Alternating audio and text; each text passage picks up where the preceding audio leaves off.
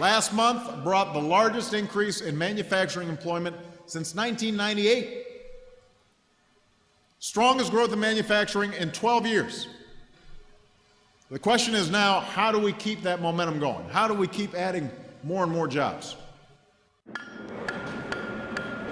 Obviously, there has been a downturn in manufacturing and our whole economy and everything, and people aren't spending as much, so we don't need to make as much stuff. But I think it also gets blown out of proportion a little bit sometimes too. When a bigger company lays off a bunch of people, that makes a bunch of news.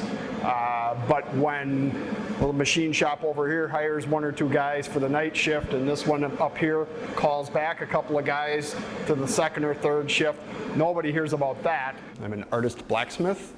I live in Suamico, Wisconsin, and my shop is just a few miles south of my home in Howard, Wisconsin. I say blacksmith, lots of times people say, oh, you shoe horses. Nope, that's a farrier. I create unique, hand-forged individual pieces for people. The pioneers were heading west on the frontier as little towns opened up. They actually pursued having a blacksmith before they would have a physician in their community. The blacksmith was that important. He made all the tools, all the weapons, all the implements that they needed for everyday life. And at least for a little while when they were first getting started, a blacksmith was more important than a physician. That big thing keeps coming out. Yeah, we heard manufacturing's dead. And one of the company HR people said, well, if it's dead, you got to let me know because I need 10 people. It's not dead. It's changed. The market has changed. Mr. Whipple, please don't squeeze the Charmin. Everything that you touch, unless you're living out in a cave somewhere, everything you touch has been manufactured. When the media or the public debate arises around the demand for more jobs, I think what they're really doing is they're reflecting the fact that the old style jobs are going away. And so the Henry Ford model for repeatable actions by a worker are being replaced by much higher technology solutions to that same process. That higher technology requires a significantly different worker. The much bigger problem is the lack of qualified workers. We have jobs. I can document jobs all over the place. And the population currently that is looking for jobs simply is not at the level of skills, both in terms of what we call soft skills, the ability to go out, get up every day, go to work, deal with a supervisor, deal with basic communication, math, and reading skills. Much less the technical skills that they need to fill those jobs. Let's explore a couple of the reasons why people say manufacturing is dead. 50, close to 60 years ago, 1/3 of the U.S. population was employed, of workers at least, were employed by manufacturing. That percentage, depending on where you are in the country, is probably down to 13, 15% at this point.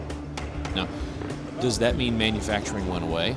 Well, all of us seem to have more things than we had 50, 60 years ago. If you're going to be global, then you've got to have people that understand the global environment and can participate in that. That's got to come from your educational system.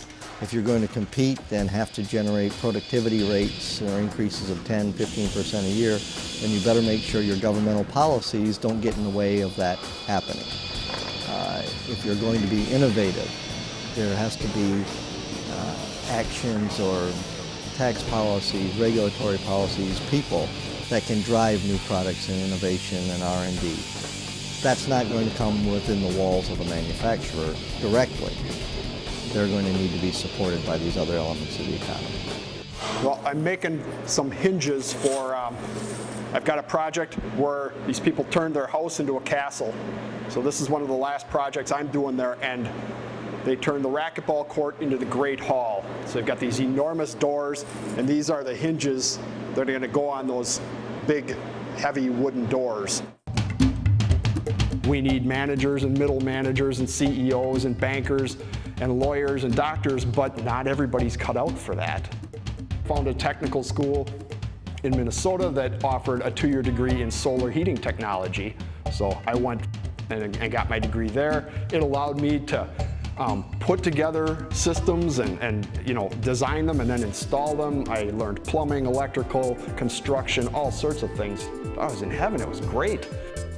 I wish more parents would be supportive when their kids want to go to a technical school and be a lineman or an HVAC technician or an automotive technician, a welder, learn construction techniques. We need those people. Those are the people who build the things that we use every day.